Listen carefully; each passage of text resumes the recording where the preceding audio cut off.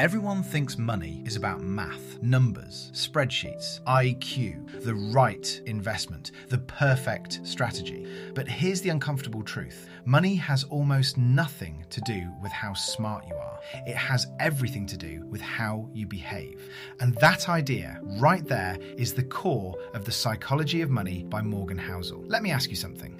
Have you ever known someone who earns a lot but is always broke? Or someone who earns average but somehow builds real wealth?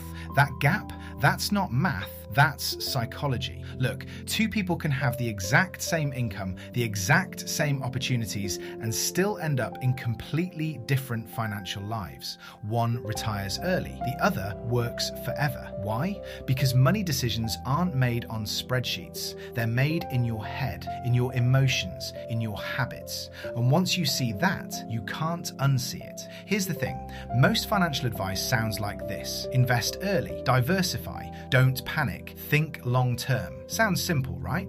But if it's so simple, why do most people fail at it? Because knowing what to do and actually doing it are two completely different games. Let's break this down. Your personal experience shapes your money mindset more than reality ever will. If you grew up during a recession, you probably see the world as fragile, risky, unstable. If you grew up during a booming market, you might think money is easy, that investing is just clicking a button and watching it go up. Same world, different experiences, completely different beliefs. And here's the dangerous part. Both people think they're right. People don't make financial decisions based on what's objectively true. They make decisions based on what they've personally lived through. So when someone tells you this is the best way to invest, what they're really saying is this worked for me, and that's not the same thing. Now think about the biggest financial decision you've made recently. Buying something expensive, investing, saving, or not saving. Was that decision based on pure logic or how you felt in that moment? Yeah, that's the game.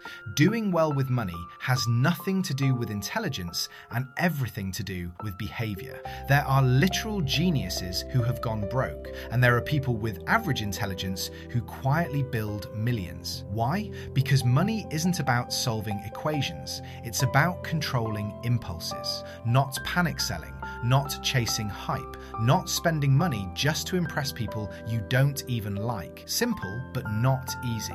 And this is where the story hits hard. Ronald Read, a janitor, lived a quiet, ordinary life, drove an old car, wore simple clothes, and when he died, he left behind over $8 million. No one saw it coming. Now compare that to Richard Fuscone, a highly educated executive surrounded by wealth and opportunity who ended up bankrupt. Same world, opposite outcomes. Because wealth is not what you see. Most people think wealth is the car, the watch, the house, but real wealth is what you don't see. It's the money you didn't spend. Let that sink in. The person driving a $90,000 car might look rich, but the person who could buy that car and chooses not to is the one actually building wealth. Because wealth is hidden, it's silent, it's boring, and that's exactly why people struggle with it. Imagine two people. Person A earns $200,000 a year and spends $190,000. Person B earns $70,000 and spends $40,000. Who's richer? Most people say person A. Bigger number, right? Wrong. Person B is building wealth. Person A is building appearances. And here's the trap. Society rewards appearances. You get compliments for your car, your clothes, your lifestyle. Nobody compliments you for having a six-figure investment portfolio quietly compounding in the background. So what do people do? They spend, because spending is visible, saving is invisible, and humans love validation. A lot of the things people buy, they don't actually want. They buy them to signal something. Status, success, belonging. They want people to look at them and think, wow, they made it. But here's the irony. People aren't thinking about you as much as you think they are. They're too busy thinking about themselves. So you end up spending money to impress people who don't even notice. That's not a money problem. That's a psychology problem. Saving money is less about your income and more about your ego. Most people think they'll save more when they earn more. more. No, they won't, because lifestyle grows faster than income if you let it. You get a raise, you upgrade your life. Better car, better house, better everything. And suddenly, you're still living paycheck to paycheck, just at a higher level. So the real question isn't how much you earn, it's how much you keep. And that comes down to ego. Can you be okay not upgrading your life every time you earn more? Can you say no when everyone around you is saying yes? Can you delay gratification even when you can afford not to? That's where wealth is built. And then there's compounding. Everyone talks about compounding like it's magic. And it is. But what they don't tell you is how painfully slow it feels in the beginning. Year 1, nothing exciting. Year 5, still feels slow. Year 10, now it's interesting. Year 20, now it's powerful. Year 30, now it's life-changing. But most people quit in year 3. They get bored, they get impatient, they chase something faster, and they abandon the one thing that actually works: consistency. This is why Warren Buffett is so successful. Not because he found some secret stock, but because he stayed consistent for decades. Time did the heavy lifting. And here's something most people miss. Getting rich and staying rich are two completely different skills.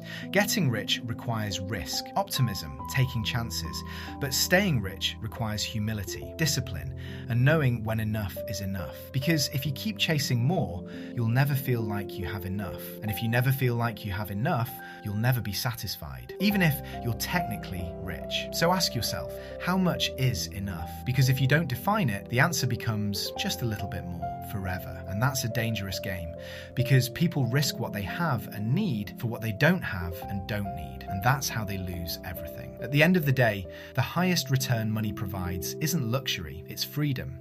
The ability to wake up and choose what you do. The ability to say no without worrying about money. The ability to walk away from things that don't serve you. That's real wealth. And here's the twist.